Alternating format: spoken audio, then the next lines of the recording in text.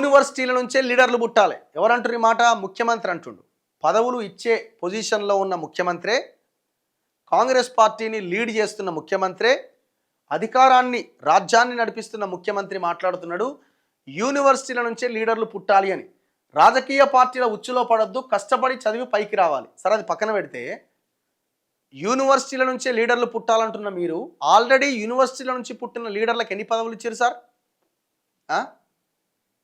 మీ చుట్టూన్న వేం Narender Reddy Osmania university ఆయన PhD చేసింది కదా. అందులో డాక్టర్ ఆయన ఎవరు ఫహీము, నీ పక్కనే ఉన్నాడు కదా, ఆయన యూనివర్సిటీలో పిహెచ్డి కావచ్చు. అంతే కదా, తెలంగాణ ఉద్యమంలో అరివీర భయంకరమైన పోరాటం చేసిన మహా యోధులు కదా వీళ్ళంతా, అందుకే వీళ్ళకి పదవులు ఇచ్చారు.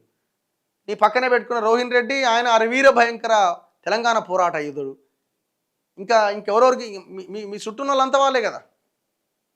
మీరు ఇచ్చిన నామినేటెడ్ పోస్టులు, మీరు ఇచ్చిన ఎమ్మెల్సీలు, మీరు ఇచ్చిన అన్ని పదవులు ఒక 10-20% పక్కన పెడితే మిగతా 80% మొత్తం అరివీర భయంకర పోరాట యోధులే కదా, యూనివర్సిటీ నుంచి పుట్టిన వాళ్ళే కదా. ఉస్మానియా యూనివర్సిటీ నుంచి పుట్టిన యూనివర్సిటీ విద్యార్థి నాయకులకి మీరు ఎన్ని స్థానాలు ఇచ్చారు? ఎమ్మెల్యే ఎంపీ ఎలక్షన్స్లో ఎన్ని ఎమ్మెల్సీలు ఇచ్చారు?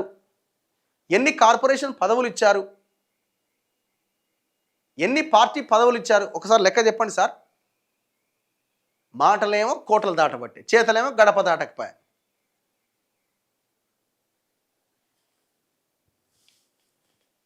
మీ మాటలు మీ కాంగ్రెస్ పార్టీలో ఉన్న యూనివర్సిటీకి సంబంధించిన విద్యార్థులే మీ మాటలు విని నవ్వుకుంటారు. ఇప్పటికైనా వాళ్ళకి న్యాయం చేసే